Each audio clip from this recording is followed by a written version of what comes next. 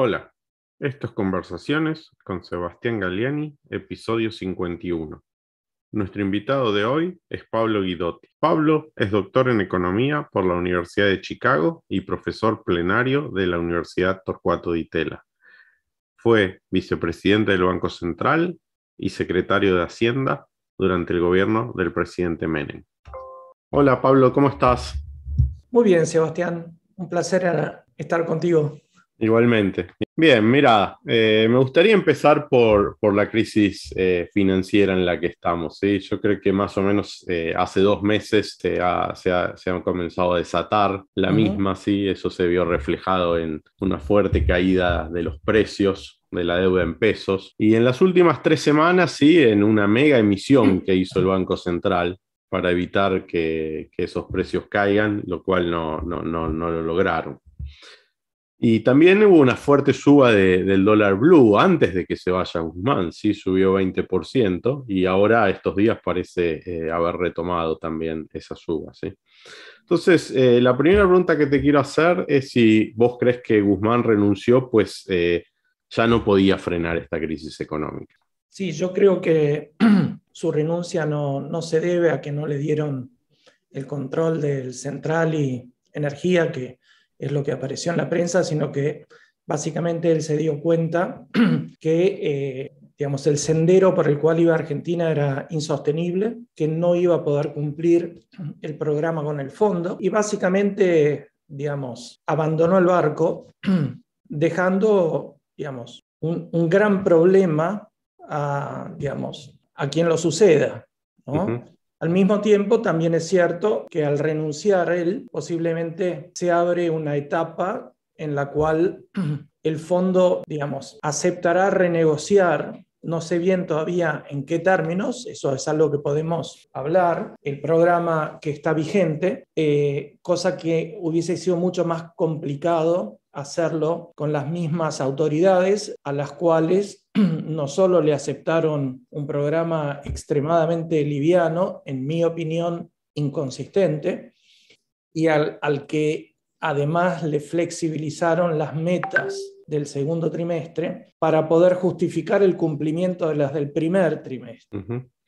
Pero estoy de acuerdo, sí, pero si el fondo acepta negociar un programa aún más laxo en lo fiscal y en la acumulación de reservas, ¿cómo eso va a contribuir a que el gobierno pueda manejar esta crisis? Porque daría la impresión, por lo menos la mía, de que la única forma en la que el gobierno podría, que políticamente es muy difícil que lo logre, pero que podría controlar la emisión de dinero es con una fuerte reducción del déficit fiscal.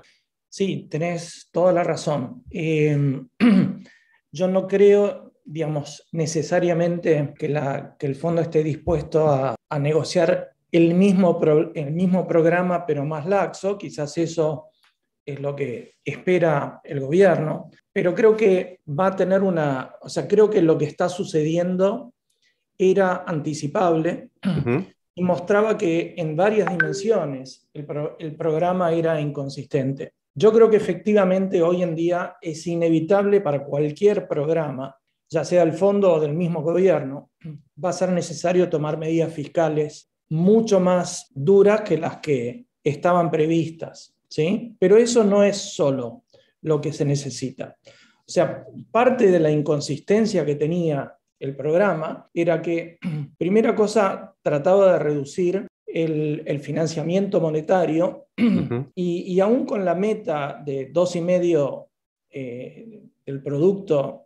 la meta fiscal sobre el déficit primario, esto implicaba una emisión adicional de deuda en el mercado doméstico. Argentina tiene un mercado doméstico extremadamente reducido, en parte porque durante el gobierno de Cristina Kirchner, se nacionalizaron todos los fondos de pensión y por lo tanto la Argentina perdió un gran motor del mercado doméstico de capitales que hoy tienen otros países de América Latina, como Chile, como Perú. Y bueno, y entonces con un mercado reducido, era claro que era imposible para el Estado emitir esa cantidad de deuda doméstica. Si uno hace básicamente el cálculo de la capacidad que tiene el sistema financiero, los fondos de inversión para comprar deuda pública. Se daba cuenta que las cuentas no cerraban con lo que estaba previsto. El sistema financiero tiene hoy ya un nivel de crowding out muy importante. Casi la mitad de los activos de los bancos están invertidos en títulos públicos o títulos emitidos por el Banco Central. Y entonces tampoco es que uno podía aumentar, aún aumentando el nivel de crowding out, no cerraban los números. Y por lo tanto, los límites al endeudamiento doméstico, que hoy alcanza cerca del 20% del producto, yo creo que eran previsibles y la dinámica de mercado lo fue mostrando, básicamente con emisiones de deuda cada vez más indexadas al nivel de precios, al tipo de cambio, con madurez cada vez más corta, ¿sí? Hasta que llegó un momento en el cual el mercado no pudo absorber más y no quiso básicamente refinanciar lo que vencía. El Estado no quiso aceptar la suba de tasas de interés que estaba asociada también con la necesidad de refinanciar y con la caída de los precios, de las paridades de los bonos, y entonces empezó fundamentalmente a emitir dinero comprando títulos públicos para sostenerles el precio, ¿sí? Esta emisión, que fue fenomenal, de vuelta inconsistente con el programa, con el fondo, es lo que está claramente empujando el dólar en el mercado de contado con liquidación a niveles obviamente mucho más altos, y es lo que va a generar también un aumento muy significativo en la tasa de inflación.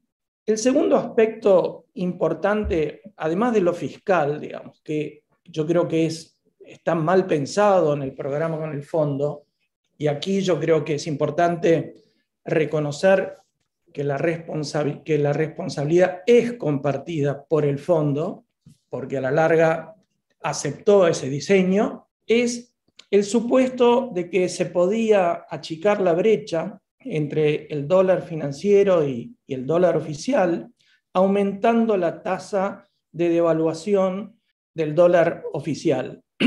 Esto es totalmente equivocado y con la dinámica que estamos viendo, esa aceleración simplemente genera la necesidad de subir las tasas de interés y a la larga, digamos, está corriendo de atrás al dólar financiero.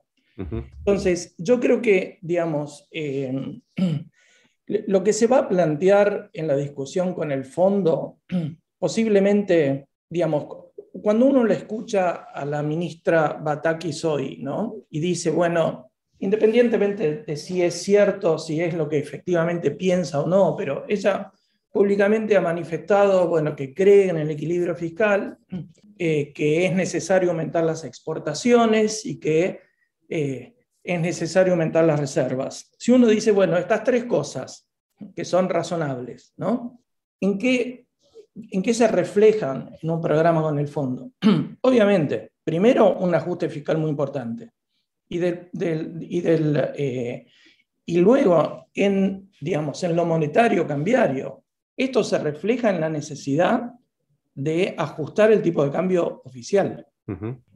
Porque es lo único que va a mejorar los incentivos de los exportadores, que hoy sufren doblemente, porque tienen que liquidar precios, sus exportaciones a un tipo de cambio que está, digamos, que convive con una brecha del 120%, y además tienen impuestos a las exportaciones. O sea que, digamos, no hay forma de estimular las importaciones en este contexto.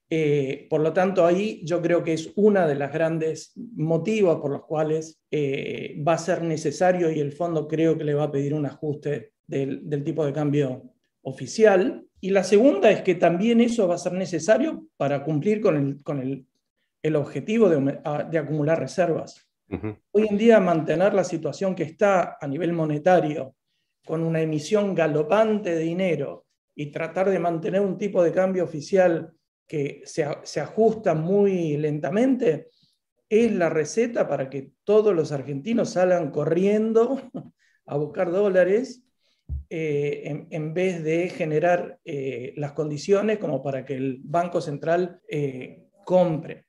Y lo que estamos viendo es exactamente eso, un Banco Central que vende dólares en todos los mercados, o sea, está tratando de controlar el contado con liquidación y por lo tanto vende dólares en las intervenciones en ese mercado, vende dólares por las importaciones, que obviamente están subsidiadas en este esquema, y al mismo tiempo echa nafta al fuego comprando deuda y emitiendo pesos.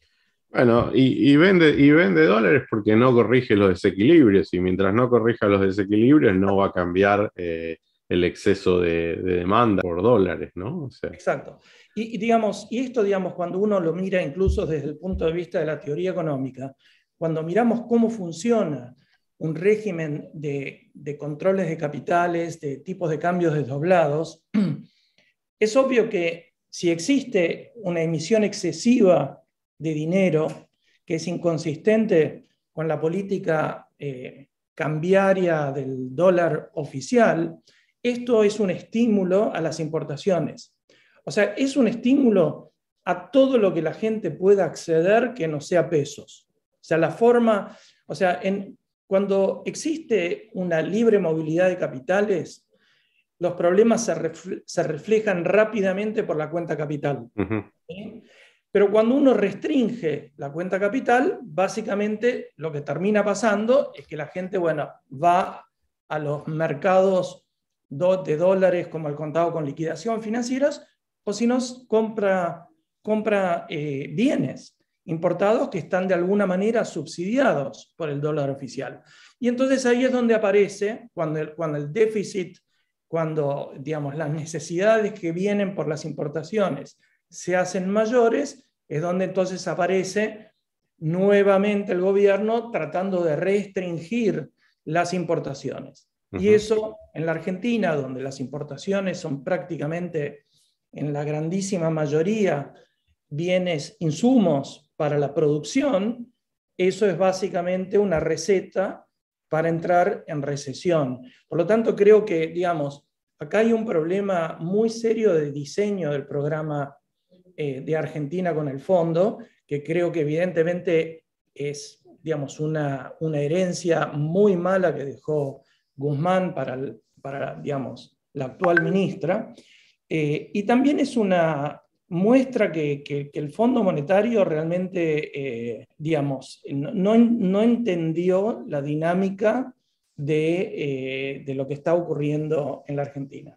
Si uno en marzo firma un programa que en junio ya está básicamente terminado, es peor que no haberle dicho al gobierno, mira, esto simplemente no lo podemos acompañar. Ujú. Yo entiendo que el fondo está tratando de ser muy flexible porque, bueno, digamos, Argentina tiene una deuda muy grande, pero digamos, aquí siempre la pregunta es, bueno, ¿ayuda a ser muy flexible digamos, o aceptar cosas que no funcionan?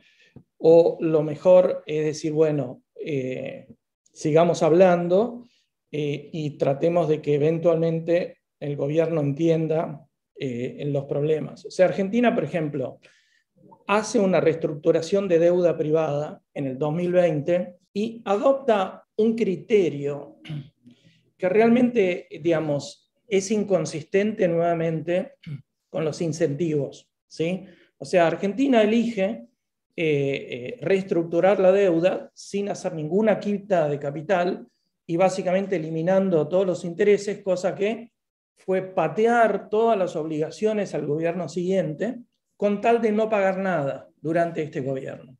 Bueno, ese tipo de reestructuración funciona si el gobierno, que gana tiempo de esa manera, utiliza ese tiempo para generar las condiciones para luego poder pagar cuando le venga, digamos, pagar lo que le corresponda cuando empiecen los pagos.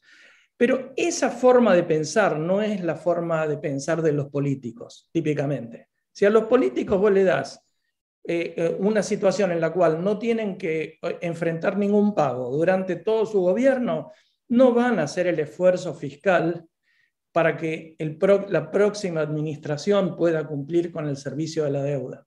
¿Sí? Por eso es que todo eso está mal pensado y hoy lo estamos viendo. Pero también estoy de acuerdo, pero también ahí el ministro de Economía o el que hace esa reestructuración de deuda debería decirle al político, mirá, si vamos por este camino, no vamos a ser solventes, no vamos a tener acceso al mercado de capitales, eso va a tener todos estos otros efectos que estamos viendo hoy, ¿sí? Porque finalmente las variables, y eso creo que es lo más importante que tiene que hacer un economista cuando participa en la política, es mostrar, exponer el equilibrio general, ¿no?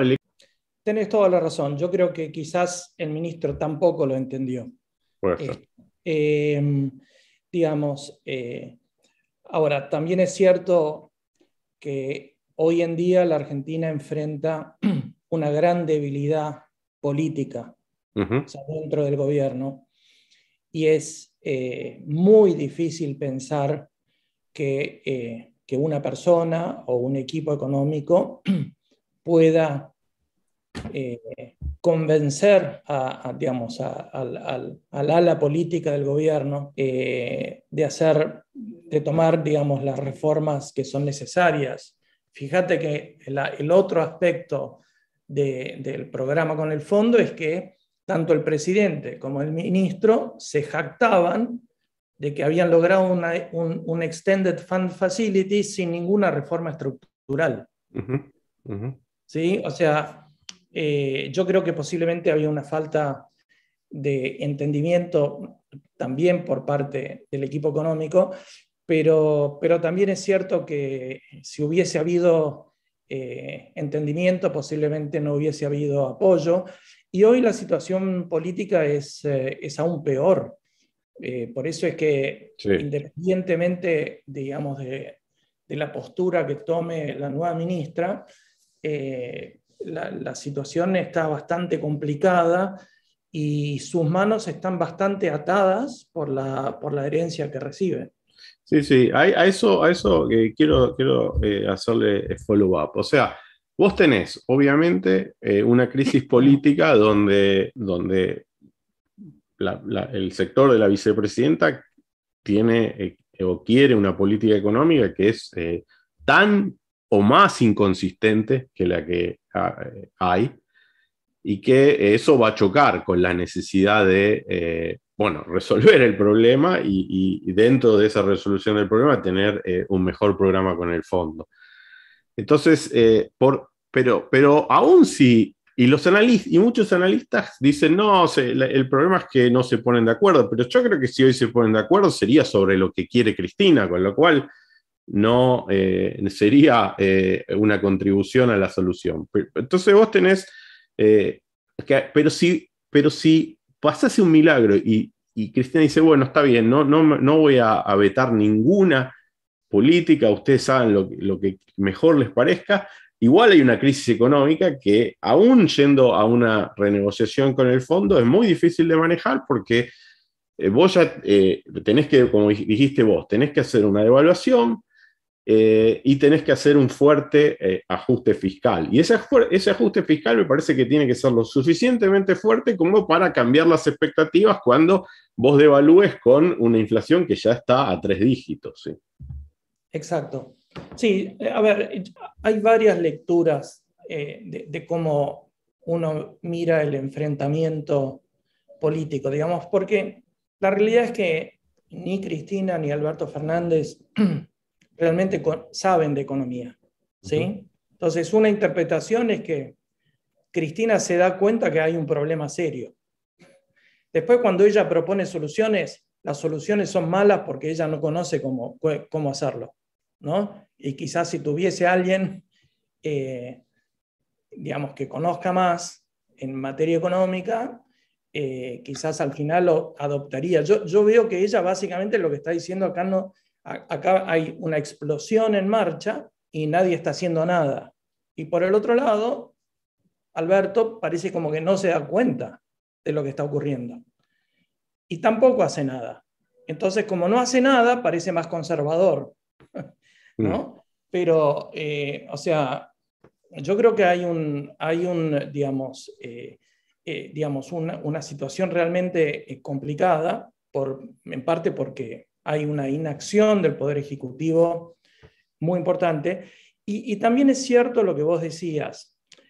Las crisis, una vez que se ponen en marcha, generan sus dinámicas propias. Por ejemplo, si uno toma el mercado de deuda doméstica, hasta hace no mucho, en general el mercado lo daba como un mercado en el cual se podía refinanciar la deuda. Esto lo sabemos de los modelos de crisis de balance de pagos, donde durante un tiempo la cosa parece que funciona hasta que deja de funcionar. Es muy típico de los mercados de deuda de corto plazo. Eso le pasó a Rusia en 1998, donde tuvo una crisis de deuda doméstica con los famosos GKOs, que los tuvo que refinanciar mientras que mantuvo, sin reestructurar su deuda externa. Ese mercado, por ejemplo, era un mercado donde vos hablabas con los bancos de inversión y todo el mundo te decía que era un mercado bárbaro, que se podía refinanciar sin ningún problema, que había tasas de interés interesantes para hacer carry trade, ¿no? Hasta que un día para el otro no pudieron refinanciarlo. Lo mismo pasó con los tesobonos en México en el 95. O sea, el tema de la deuda doméstica y la deuda de corto plazo tiene esa característica, que una vez que, el mercado empieza a perder confianza, es muy difícil levantar ese muerto. Y sabemos que además se pueden generar equilibrios múltiples. ¿Qué significa esto? Que básicamente las expectativas se pueden coordinar hacia situaciones donde de pronto, por ejemplo, la corrida es mayor, la inflación es mayor, aunque quizás existan equilibrios en los cuales el mercado, si confiaba, la cosa seguía funcionando, ¿sí? O sea, por eso es que son equilibrios múltiples. Puede haber equilibrios buenos que conviven con la posibilidad de que, el mercado y la política económica se concentren en situaciones que en realidad tienen un resultado mucho más negativo. Entonces, yo creo que lamentablemente lo que ha pasado con Guzmán antes de irse es que, generó las condiciones para que la Argentina pase a un equilibrio malo, a un equilibrio donde la gente dijo, este mercado de deuda doméstica no funciona, o sea, no va a ser sostenible. Y cuando Guzmán empezó a decir que nunca iban a hacer default sobre la deuda doméstica, él parecía que estaba hablando en Estados Unidos, ¿sí? O sea, lo que él decía era, siempre vamos a poder emitir plata para pagar la deuda en pesos, ¿sí? Pero eso es lo que generó la hiperinflación de 1989. Justamente otro caso de deuda doméstica que terminó en hiperinflación y terminó, con la caída del gobierno de Alfonsín. Entonces, yo creo que quizás no hubo entendimiento de estos temas financieros. Quizás no es su especialidad, la verdad que no sé muy bien. Ahí. Sí, bueno, y como vos decías, de todas formas, esa dinámica ya estaba dentro de ese acuerdo con el fondo mal diseñado, ¿no? O sea que en algún momento iba a ser eclosión probablemente. Exactamente, y eso yo creo que el fondo lo debería haber entendido, porque tiene gente en el staff que está muy capacitada, que tiene mucha experiencia, y quizás son esos los momentos donde el fondo tiene que decir, bueno, sí, ayudamos, pero hasta acá llegamos. Esto no podemos convalidar un programa que es inconsistente.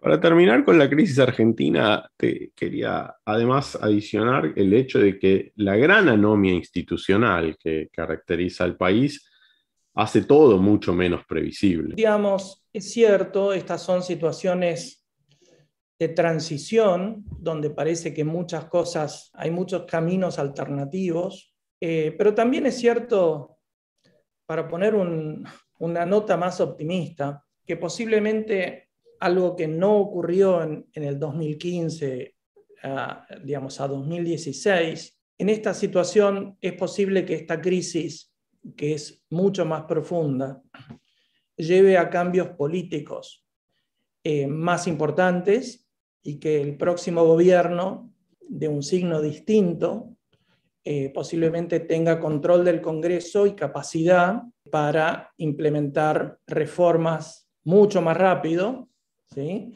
Y bueno, que puedan ser apoyadas por el Congreso. O sea, yo comparo más la situación actual a la situación de 1989-90, donde básicamente hubo un cambio muy importante en el escenario político argentino, donde el Partido Radical básicamente se diluyó y donde eso abrió la posibilidad para, digamos, un periodo de reformas importantes, ¿sí? Yo creo que estamos frente a un escenario parecido y quizás eso efectivamente, digamos, termine por un tiempo, por lo menos, si los políticos que asumen son responsables, que termine por un tiempo con el péndulo que nos caracteriza siempre, donde hay un intento de reformas, después las reformas se dan marcha atrás. Yo creo que estamos llegando como al final del camino de esa historia de péndulos y quizás sea una oportunidad en la cual digamos, la Argentina eventualmente pueda implementar las reformas para salir adelante de una manera más sostenible. Bueno, ojalá, ojalá, ¿no? Todos decíamos eso. Y es cierto que si tuviese mayoría en las cámaras, sería un gobierno totalmente distinto, ¿no? El gobierno de Menem tenía esas mayorías y le era más fácil, aunque igual le llevó un tiempo encontrar el camino, ¿no? Así es. O sea que es muy importante que el próximo gobierno llegue con la secuencia muy bien aceitada, porque además ahora es un gobierno de 4 años, no de 6, como el gobierno de Menem, ¿sí? Donde el gobierno de Menem pasó casi 1 año y medio hasta que logró de encontrarle la vuelta a la estabilización. Y además era un contexto internacional muy favorable al camino que eligió el presidente Menem, ¿no? O sea, los 90 fue la década de la economía de mercado, ¿no? Entonces, yo creo que Argentina necesita una revolución capitalista, además de tener un Estado solvente, de tener instituciones monetarias y macroeconómicas que le permitan ser estable, a integrarse al mundo, hacer una reforma laboral muy importante, mucho más importante que las que se hicieron en todo momento. Pero hay una secuencia, entonces me gustaría escuchar cómo vos lo pensás, ¿no? Hay una secuencia importante porque vos tenés que estabilizar rápido y crecer, porque si no te va bien en las elecciones de medio término, bueno, empieza de nuevo, vuelve el populismo, acá nadie invierte, porque ese péndulo ya está instalado, ¿no? En el año 17 los inversores que venían por Vaca Muerta y otras cosas decían, bueno, sí, pero le ganarán a Cristina o no, porque si esto no dura, yo no voy a invertir de largo plazo en la Argentina, ¿no? Sí, digamos, es interesante comparar quizás el inicio, digamos, de los 90 con la situación posiblemente que enfrente el próximo gobierno. Digamos, un aspecto importante en los 90, además del tema del control del Congreso, es que la población estaba realmente harta de la situación que enfrentaba. Una situación en la cual no tenía teléfonos, no tenía luz, no tenía agua, ¿sí? Nada funcionaba, nada. O sea, hoy hay mucha gente que ni se acuerda de eso, ¿no? Sí, sí, no, pero era así. Pero creo que hoy en día en la Argentina, con lo que está ocurriendo, empieza a haber una conciencia más generalizada de que el Estado no puede tener el tamaño que tiene, que es el doble del que tenían en los 90, y al mismo tiempo ser tan ineficiente, ser tan corrupto, ¿sí? Y, digamos, utilizar una presión impositiva récord para financiar, digamos, un montón de gasto que no es necesariamente robo, digamos. Cuando yo uso la palabra corrupción, la uso en un término más amplio, o sea, digamos, todo lo que es ineficiencia, todo lo que es, digamos, vivir del Estado sin nunca haber hecho nada, ¿no? Yo creo que todo eso engloba esa palabra y hoy, digamos, hay, yo creo, una conciencia mucho más amplia en la población, que es parte de lo que se está gestando en términos de, yo creo que un cambio político que todavía no está claro para dónde va, digamos, pero es parte. Entonces, esa situación donde la gente es como que está, o sea, tiene una conciencia de los problemas que tiene, bueno, eso facilita las reformas. Entonces, en los 90, a pesar de que la Argentina se mantuvo en default hasta el 93, recién en el 93 la Argentina sale, termina de firmar el Plan Brady, ¿sí? Efectivamente tiene un escenario favorable por el inicio de la globalización, de la vuelta al mercado de las economías emergentes en general o de las economías en desarrollo, y lo que se llamó la agenda de Washington, de alguna manera fue el resultado de que cuando aparecen los bonos Brady y, digamos, si los países recuperan el acceso al crédito internacional y lo hacen a través del mercado de bonos, eso implica, o sea, digo, mercado de bonos a diferencia de lo que había sido el financiamiento hasta los 90, que era fundamentalmente préstamos bancarios de bancos internacionales. El mercado de bonos lo que tenía es que, bueno, para un emisor de bonos, para tener mejores términos de sus bonos, tasa de interés más baja, más volumen de financiamiento, bueno, tenés que venderte. Venderte significa que te tenés que comparar con otros emisores. Y entonces los países empezaron a desarrollar la necesidad de interactuar con el mercado de capitales y en esa interacción formular, digamos, un plan de reformas. Lo que fue el consenso de Washington, de alguna manera reflejó esas discusiones que muchas veces se daban en el contexto de los organismos internacionales, pero que reflejaban este deseo de las economías en desarrollo que estaban entrando nuevamente al mercado de capitales, bueno, de poder convencer a los inversores que valía la pena invertir en esos países. Entonces, parte de eso, digamos, tenía que ver con mostrar la capacidad de hacer reformas. En esa época se firmaron muchos tratados de protección de inversiones bilaterales. Se creó el CIADI, digamos, como un foro para justamente dar garantías legales a los inversores externos. Y bueno, o sea, en ese mundo, digamos, de alguna manera hubo cosas que fueron fáciles. O sea, las privatizaciones en la Argentina tuvieron el apoyo popular, implicaron una reducción bastante grande del sector público. Bueno, hoy las cosas son más complicadas. O sea, durante, digamos, desde el 2002, 2003, la Argentina duplicó el gasto público y tiene un gasto público muy inflexible. Y para financiar, aún con déficit, ese gasto público, bueno, aumentó dramáticamente la presión impositiva, ¿sí?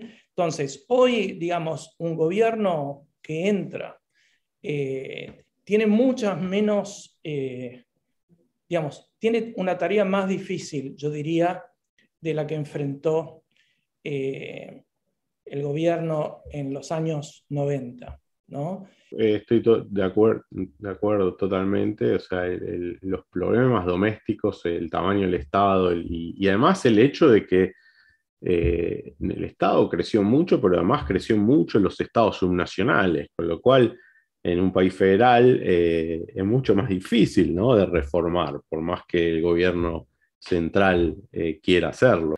Pero además me parece que es lo que te mencionaba antes, el mundo cambió. O sea, el mundo, déjame que lo ponga de una forma muy fuerte, el mundo ese de los 90 era el mundo de Milton Friedman, ¿sí? Y hoy no, ese mundo no está, ¿no? Hoy es más el mundo de Paul Krugman. O sea, de todos los países que, más que hablar de privatizaciones, están hablando del ingreso básico universal.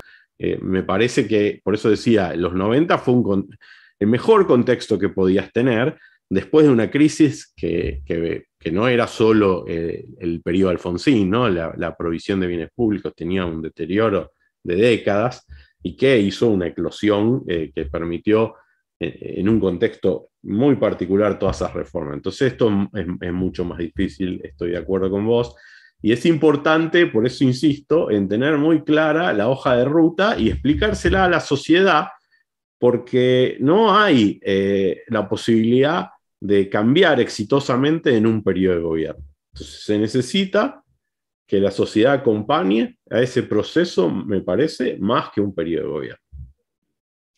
Sí, coincido. Digamos, toda la etapa inicial de la globalización en los 90 fue, diría, un periodo particularmente positivo, beneficioso para todas las economías en desarrollo, que luego pasaron a ser economías emergentes, y en ese momento creo que no había conciencia de los riesgos que generaba la globalización, que luego se materializó en toda la serie de crisis que ocurrieron, digamos, en los mercados emergentes, en Asia, en Latinoamérica, etcétera, durante la última parte de los 90 y principios de los 2000.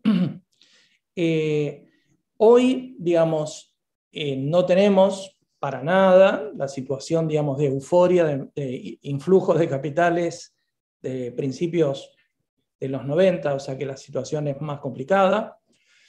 Las economías emergentes en general tienen niveles de endeudamiento muy alto, en parte por las políticas aplicadas durante la pandemia, pero políticas aplicadas durante la pandemia a partir de niveles que ya eran altos de deuda, ¿no? Porque, por ejemplo, a pesar de que pudieron hacer política fiscal contracíclica, bueno, países como Chile, Perú, entraron la pandemia con 25% de deuda producto bruto. Entonces, hoy están en 35%. Pero, digamos, economías que entraron con 60, hoy están en 90, ¿no? Y yo creo, bueno, que también en esto, digamos, los organismos internacionales creo que subestimaron los peligros de la deuda. Pero también es cierto que hoy en día la noción sobre el manejo de las deudas, de que las deudas de corto plazo son más peligrosas que las de largo, el manejo de la liquidez es mejor que en los 90, porque, digamos, las crisis de los 90 generaron una conciencia clara en los mercados emergentes, en los países en desarrollo, que, digamos, la interacción con el mercado de capitales tenía sus riesgos y que para eso uno tenía que estar preparado, y por eso muchos países tienen niveles altos de reserva, justamente para poder manejarse o tener flexibilidad de poder salirse del financiamiento externo cuando el mercado se complica. En ese sentido, creo que estamos por ahí un poco mejor que en los 90, ¿no? Digo a nivel global. Sí. Y también en este sentido, digamos, hoy están más aceptadas ciertas medidas de controles de capital, que el fondo llama Capital Flow Management. Hay mejores regulaciones financieras, prudenciales. Hoy en general es muy difícil encontrar un país en el cual uno diga el sistema financiero está en riesgo, ¿sí? O sea, incluso si uno mira a la Argentina, digamos, hoy en día la Argentina, el sistema financiero está bastante bien regulado. Una de las herencias positivas de la crisis del 2001 a nivel regulatorio es que hoy, digamos, el sector dólares de los bancos, o sea, hoy no hay descalce de moneda en los bancos, ¿sí? Obviamente que la parte de dólares tampoco sirve mucho a nivel productivo, básicamente, porque está casi todo depositado en el central. Pero bueno, digamos, ese riesgo que fue muy importante en la crisis del 2001, hoy no está. Pero bueno, en la Argentina hoy la principal fuente, diría, de preocupación es la cantidad de exposición al sector público que Sí. tiene el sistema financiero, ¿no? Pero yo coincido, digamos, o sea, hoy la situación internacional, digamos, es más complicada. Obviamente la guerra, la invasión de Rusia a Ucrania ha generado mucha incertidumbre. Y para países, digamos, hoy los países que ya tienen, son varias décadas de estar en un mercado de capitales integrado, bueno, tienen su historia, y la historia pesa. ¿Historia pesa en qué sentido?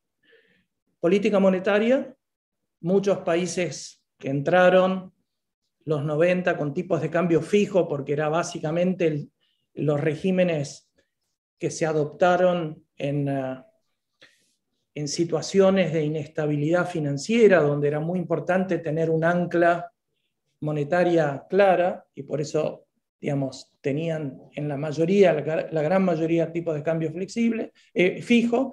Bueno, luego con todas las crisis pasaron a desarrollar regímenes de tipos de cambio flexible, inflation targeting and so, y ese tipo digamos, de estrategia de política monetaria que llevó 10 años fácil para que sea creíble. Pero bueno, hoy muchos países, incluso de América Latina, tienen bancos centrales fuertes, creíbles, países que han mostrado fuerte voluntad de pago frente a dificultades, ¿sí? Y que no han querido reestructurar porque entienden que la relación con el mercado de capitales es una relación donde el deudor obtiene mejores términos en la medida en que el mercado perciba su responsabilidad, la responsabilidad de pagar, de cumplir con los contratos y hacer las reformas que sean necesarias para eso. Un país como Argentina, en cambio, ¿qué ha hecho? Ha repudiado contratos, no ha parado de repudiar contratos, compararlo con México, con Perú, con Colombia, ¿no? Donde, digamos, muchos de estos países tenían, por ejemplo, niveles de dolarización muy altos, y con el paso del tiempo pudieron desarrollar mercados locales de deuda, mercados de capitales, hicieron las reformas en los sistemas de pensiones que les permitió tener inversores institucionales menos volátiles. Bueno, todo eso, o sea, es un proceso la relación con el mercado de capitales, y digamos, y eso, digamos, en el caso argentino nunca se le dio la importancia necesaria, y entonces en ese sentido la situación es cada vez más difícil.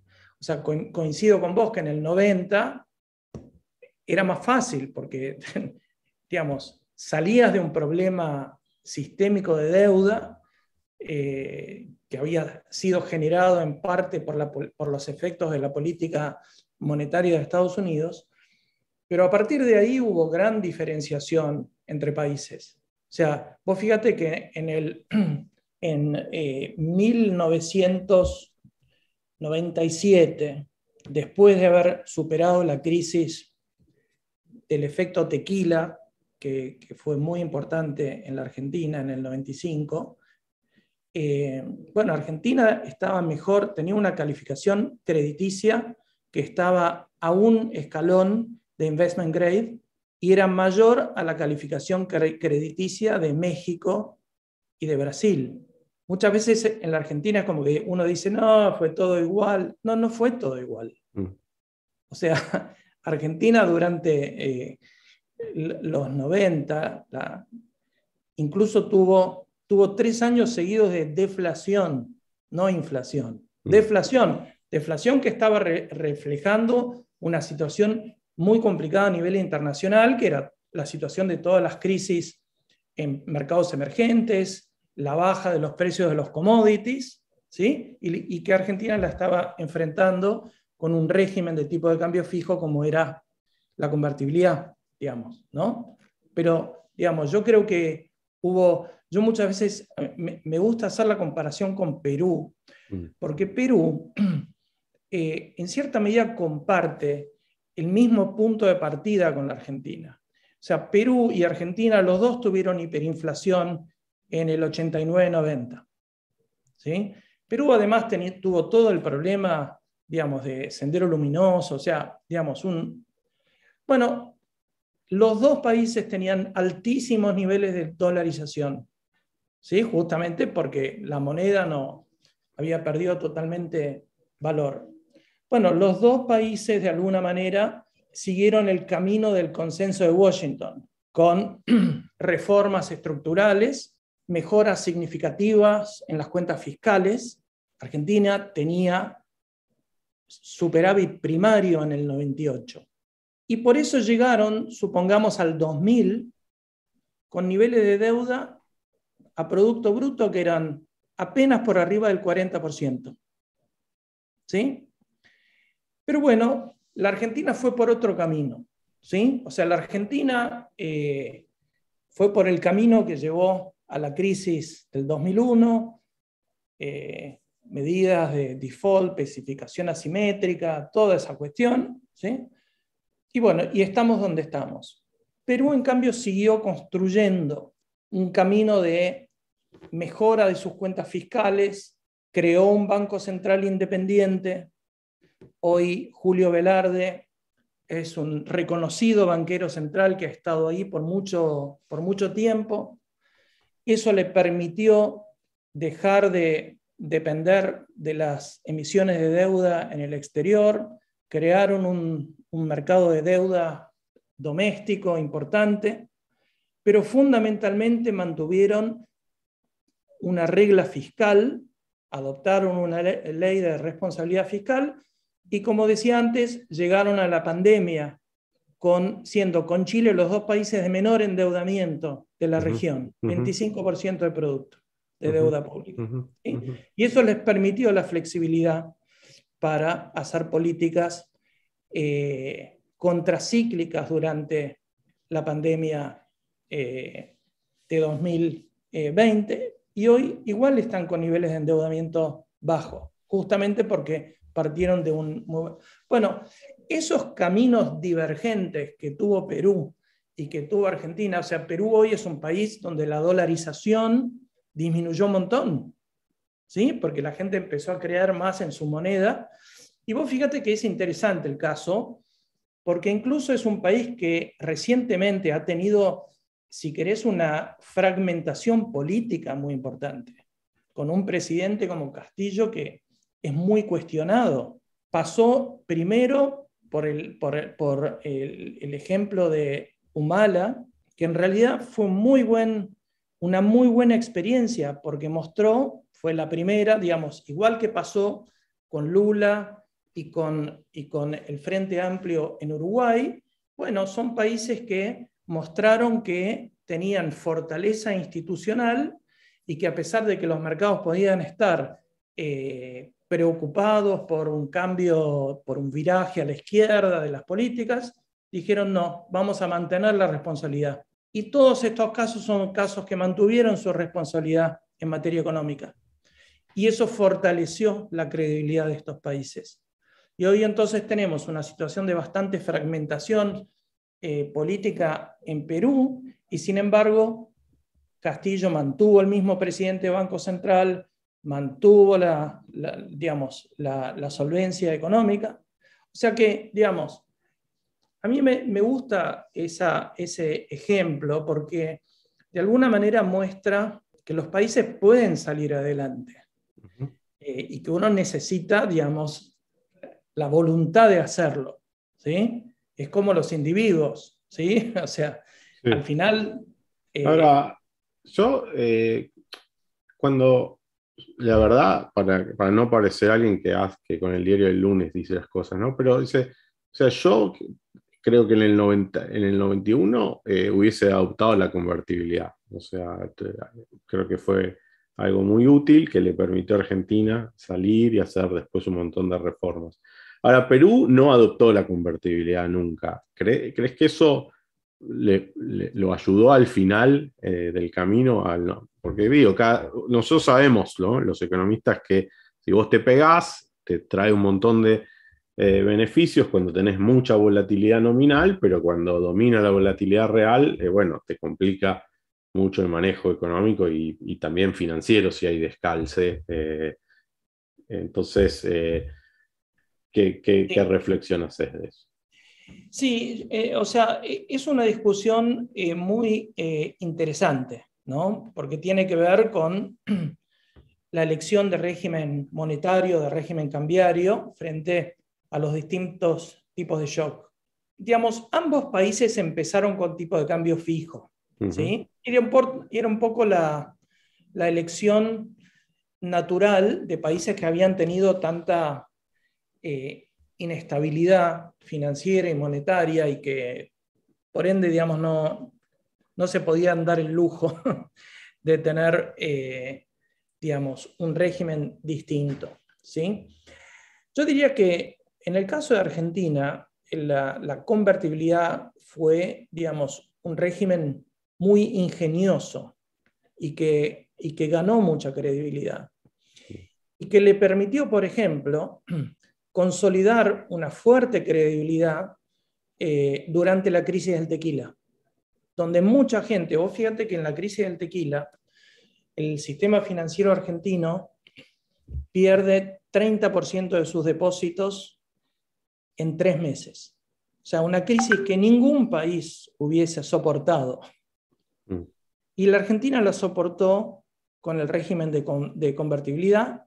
El régimen de convertibilidad permitió que la Argentina sacara legislación que hoy es utilizada, digamos, que es precursora de lo que el mundo avanzado utilizó en la crisis del 2008, Mm. ¿sí? sobre reestructuración de bancos, el famoso artículo 35 bis introducido en la ley de entidades financieras que se dio en el medio de la crisis y donde el Congreso, por ejemplo, mostró gran responsabilidad en aprobarlo bajo situaciones de bastante presión, digamos, de los mercados y del sistema financiero. Ahora, yo creo que a partir de ahí existió la sensación de que la convertibilidad podía ser un régimen permanente, ¿sí?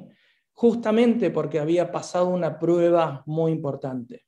La realidad es que hacia fines del 97, cuando Hong Kong entra, digamos, sufre un ataque especulativo, siendo por definición una caja de conversión, eso afectó a la Argentina. O sea que la realidad es que los problemas de los regímenes de tipo de cambio fijo siguieron estando, digamos.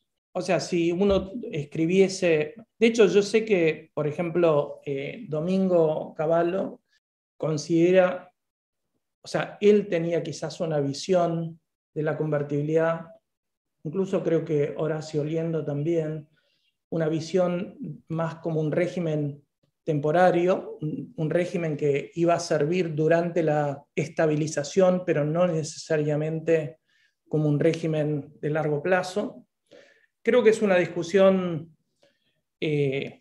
interesante que al final, bueno, va justamente pone, digamos, en ese momento, digamos, la Argentina optó por explorar un tratado monetario con Estados Unidos. Y eso, digamos, fue toda una discusión donde, digamos, Larry Summers, Alan Greenspan fueron muy, muy favorables. Luego, la situación política argentina se complicó. O sea, esa discusión estaba ocurriendo al final de un mandato, por lo tanto, podría solamente haber sido adoptada por el gobierno entrante. De la Rúa, de alguna manera, ganó las elecciones aferrándose a la convertibilidad. ¿Sí? Digamos, en el caso de Menem de 1995, su reelección en el medio de una crisis bancaria, Sí. ganó por la confianza que generaba la convertibilidad. Sí, sí. No, yo lo he escuchado a Domingo y creo que en una de las charlas que hizo conmigo también lo dijo, de que él pensaba que en algún momento, y quizás el 97 era el año para salir, pero yo quiero ser totalmente honesto, ¿no? No recuerdo si se lo dije a él o no, pero ahora me vino a la cabeza porque estuve releyéndolo. Yo escribí un paper sobre la convertibilidad donde el argumento que hago es uno de Political Economy, en el cual endógenamente los shocks que fue recibiendo ese proceso te iban llevando hacia la dolarización.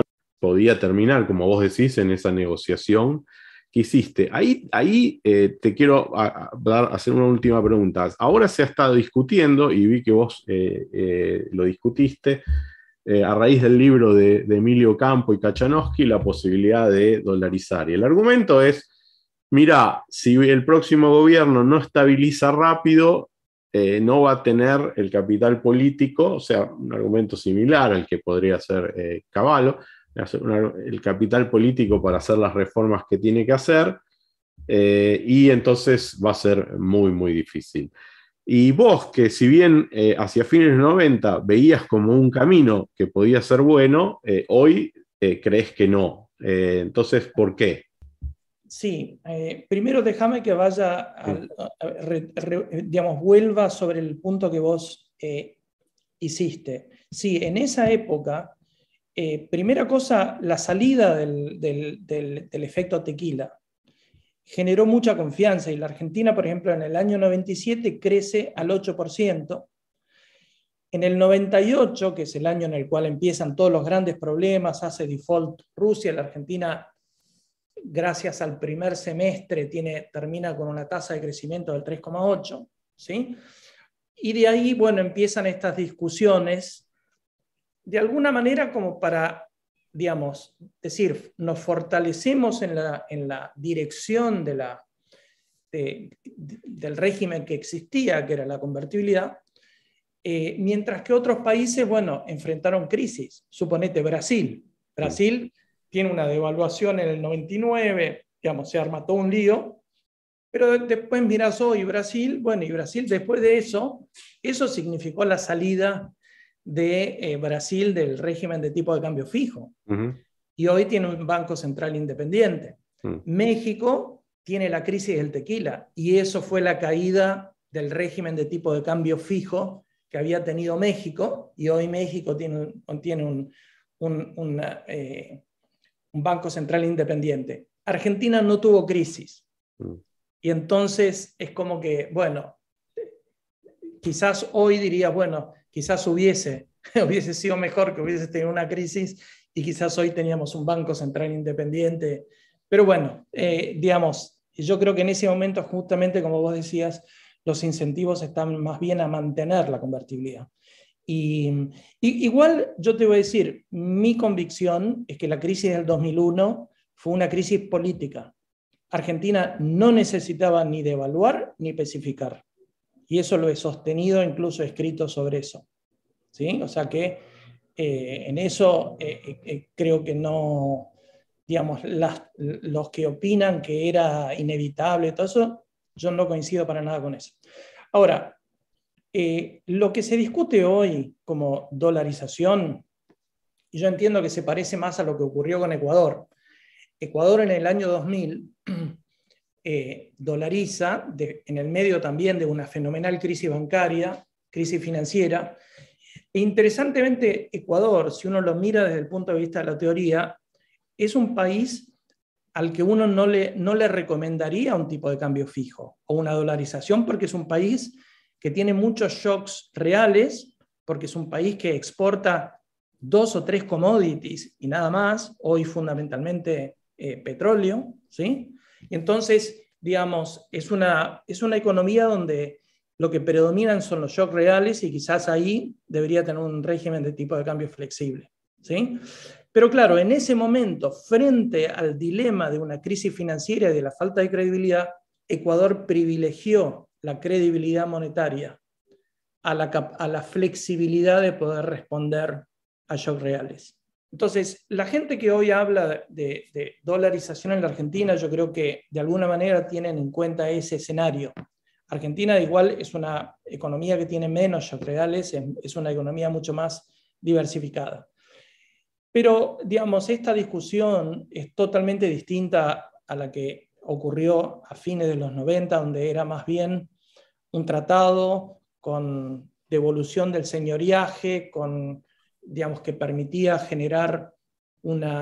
mantener una función de prestamista de última instancia al Banco Central. O sea, digamos, en ese momento el Banco Central era independiente, estaba, digamos, avanzando cada vez más en una fortaleza institucional, se habían reformado todas las regulaciones prudenciales, siguiendo digamos, las normas de Basilea. En ese momento el Banco Central era uno de los líderes en la región en ese tipo de reformas. Y por lo tanto, digamos, era un contexto de discusión distinto al que hoy se plantea, ¿sí? Hoy es más bien una respuesta a una gran crisis. Y ahí volvemos al punto inicial.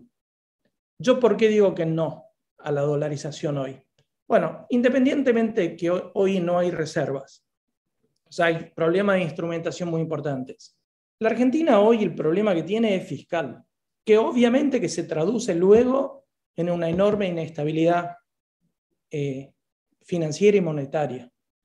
Pero digamos, no tiene ningún sentido realmente dolarizar si es que uno no tiene la decisión política de poner a la Argentina en superávit fiscal, bajar gasto y bajar impuestos, ¿sí? Entonces, en ese sentido es donde creo que es poner un poquito el carro antes que los caballos y donde me parece muy improbable que la dolarización de por sí genere esa disciplina política en un régimen políticamente tan complejo como el argentino.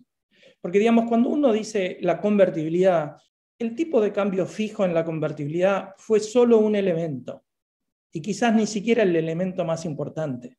O sea, el elemento más importante fue todo el conjunto de reformas que se hicieron en esa época. ¿Sí? Si la Argentina hubiese adoptado la convertibilidad y no hubiese hecho ninguna reforma, esa convertibilidad hubiese reventado por el aire. De hecho, yo volví a la Argentina en el 92, yo estaba en el Departamento de Investigaciones del Fondo, y me acuerdo que Mike Musa me dice, "Tell Roque to quit while he's ahead". Esto era principio del 92. O sea, la gente no tenía realmente credibilidad en el régimen de convertibilidad. La credibilidad se fue construyendo con las reformas. Entonces, yo creo que la Argentina el problema que tiene es que tiene que hoy hacer una reforma fiscal muy importante y tiene que, digamos, reformar la forma en la cual la economía funciona, o sea, desregular y volver, digamos, de alguna manera a tener una mayor integración, mejores incentivos para que exista, digamos, un aumento de productividad. Hoy hay una gran porción de la población argentina que vive del Estado y vive básicamente de los impuestos que se les cobran a una minoría. Ujú. Yo creo que ese régimen, que quizás pueda ser sostenible por un tiempo políticamente, es lo que nos está llevando a una crisis donde yo creo que ahí la población, digamos, en general, se va a dar cuenta de que esa forma de pensar la organización económica no va más. Y yo creo que por suerte la Argentina tiene digamos, un régimen democrático que yo no lo veo en peligro en este momento. O sea, yo no creo que Argentina pueda ser Venezuela. Ujú. ¿Sí? Ujú. Pero digamos, porque eso siempre es uno de los riesgos que tienen estas grandes crisis económicas, ¿no? Mm. Yo creo, por eso es que en el fondo, situándonos, que yo, 2 años de ahora, yo creo que hay motivos para ser optimistas. Buenísimo. Ojalá. Bueno, Pablo, muchísimas gracias por la charla. Ha sido un placer y seguimos en contacto. Bueno, gracias a vos, Sebastián.